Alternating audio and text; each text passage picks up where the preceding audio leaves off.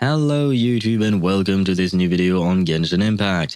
On today's program we are going through the Spiral Abyss of version 5.8, and as you can see from this buff we have right here, it favors Inefa, since we get a true damage shockwave when a character triggers an electrocharge reaction, which of course includes lunar charged as well. As it was to be expected, there is a reason why this is the case, so let's take a look at the list of enemies, but first, I'll quickly mention that on floor 11 you might want to grab a grouping character such as Venti, Kazuha or Sucrose, because one of its chambers has 42 enemies.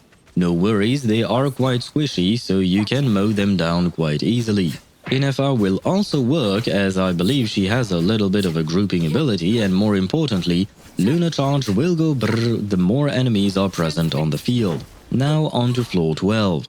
Because of the fact that I recorded the gameplay before recording the voiceover instead of doing it at the same time like I usually do, let's go over the list of enemies, talk about some team ideas, and then, during each fight, I will chime in with whatever wisdom I may possess on these specific enemies. 1211 is a bunch of Eremites and 1212 is a lava monster followed by the Mountain King.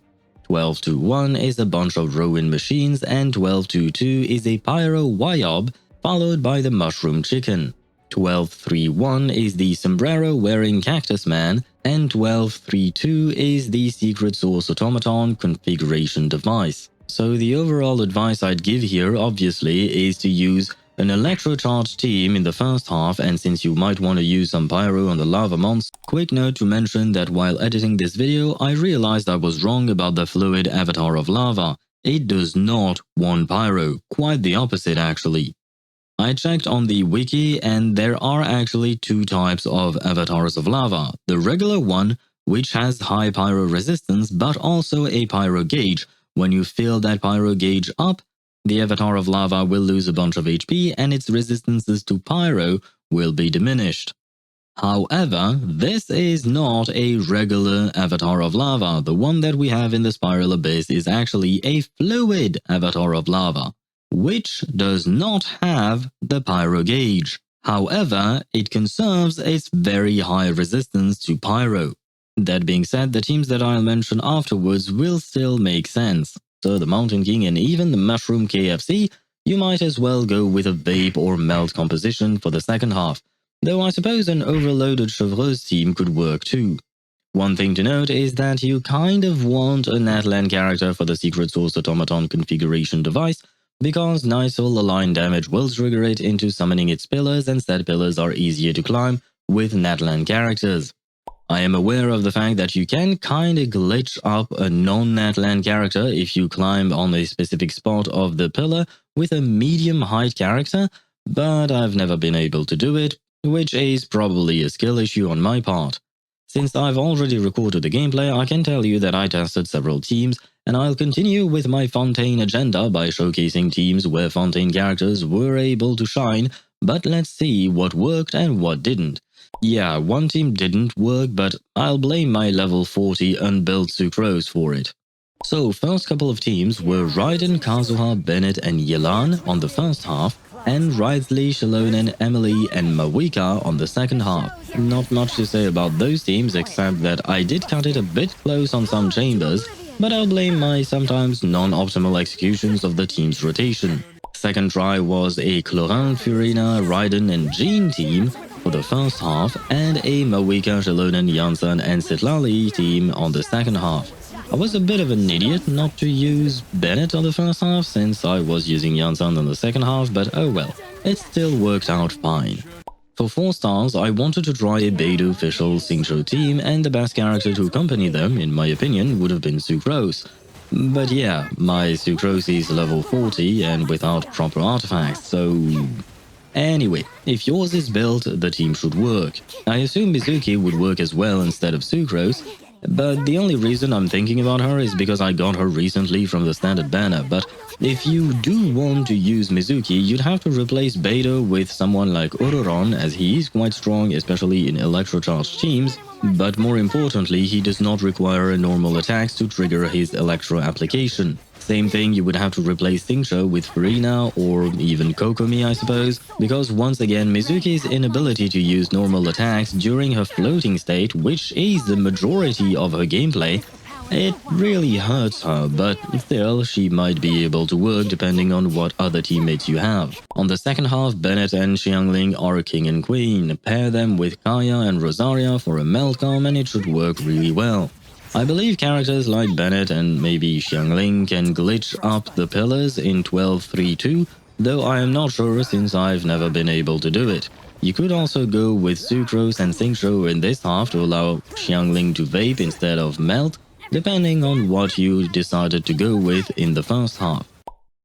And the last teams, which were the most comfortable for me, were Neuvillette, Furina, Raiden, and Jean for the first half, and Arlecchino, Xilonen, Bennett, and Yelan for the second half.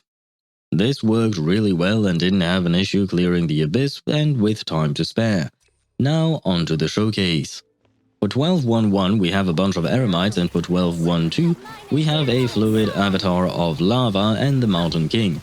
The only point I will make here is that you could use Neuvillette on this half like I did, however beware of the eremite's ability to stagger you, as it will cancel Neuvi's charge attack. So either bring a shielder to protect him, try and stay away from the enemies using Neuvi's long range, or pull for his C1. That being said, these eremites are not particularly difficult to defeat. You can even aim at their summons to knock them down and make them lose a bunch of HP. Be sanctified.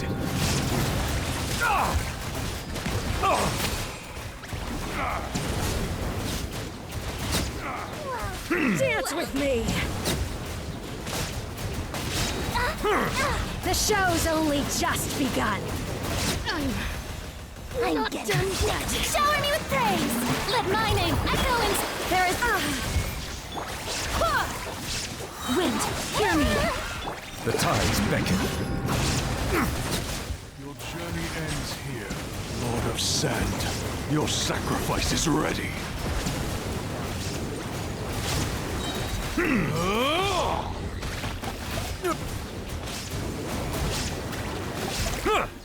Silent! As for the avatar of lava, you want to use pyro on it. Same with the Mountain King when it spits out 3 balls of, well, I don't know what they are, but you have to burn them, that I know. That being said, it's not a must to bring pyro characters here, but they will have a certain advantage there, so any vape or melt composition will do well, as I've mentioned before. Everybody stand back. Quietly now. Things are about to get dicey.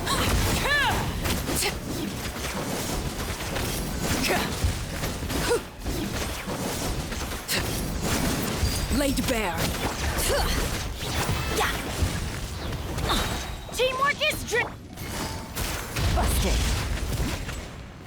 Here comes the catch.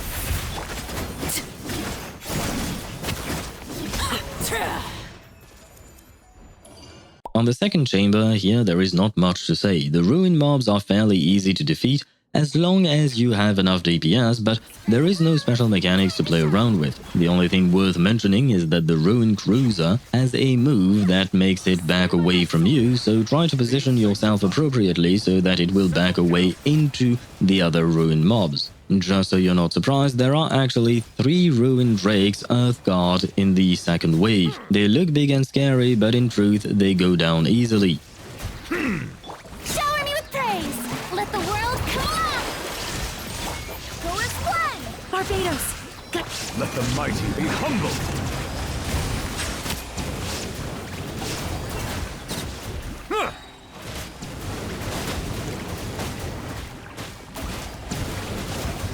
An oversight on my part.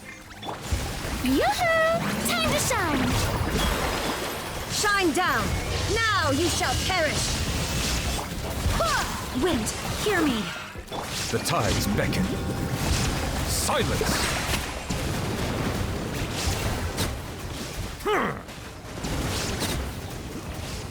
For the second half, we have a Wyub and the Mushroom Chicken. This Wyub has the same mechanic as all the others. It pops up a shield, it steals your energy, so you break the shield and get back your energy. As for the Dendro Poultry, using Pyro will piss it off in a different way than if you used Electro, but it's not that much of a threat. Its attacks often have long wind-up animations, so they are fairly easy to dodge.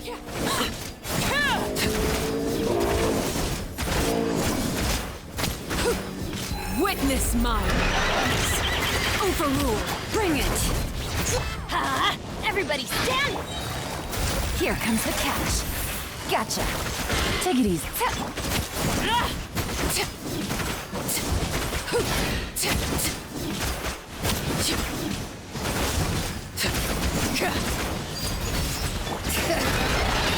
Let's light it up!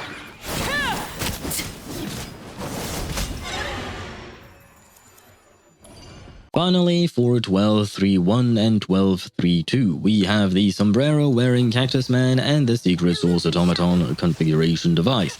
The Cactus guy is obviously the only reason to run Electrocharged unless you are a big fan of NFR. As it was for his local legend version and his Stygian Onslaught version, he will hide himself and 3 hats will appear that will swap places. You can either follow which hat he is from the get-go, or you can just wait until they stop swapping places so that you can spot which one has a little face on it. Attack that one with Electro and Hydro so it pops back up as a regular sombrero-wearing Cactus Man, and then just keep wailing on him until he dies.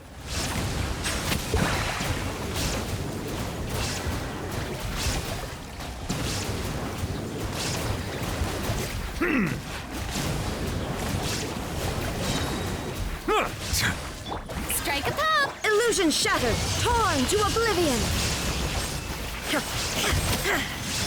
Let the world collide! Wind, hear me. Be sanctified. As for the Secret Source Automaton configuration device, as I've mentioned before, having Night Soul aligned characters will fill up its gauge, and once it's full, the boss will enter a charging mode during which it will summon 2 pillars, on top of which you can find 2 devices.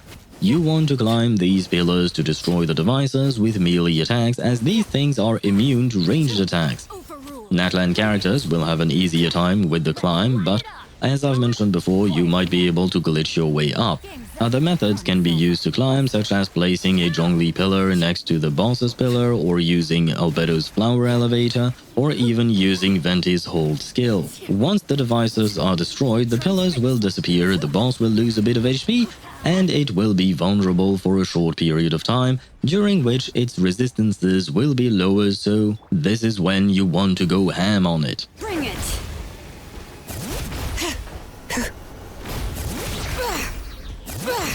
Teamwork is dream.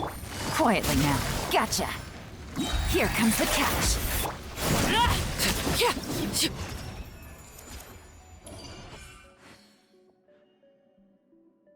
And now on to the character's build section of the video. And for that, as usual, I shall hide myself.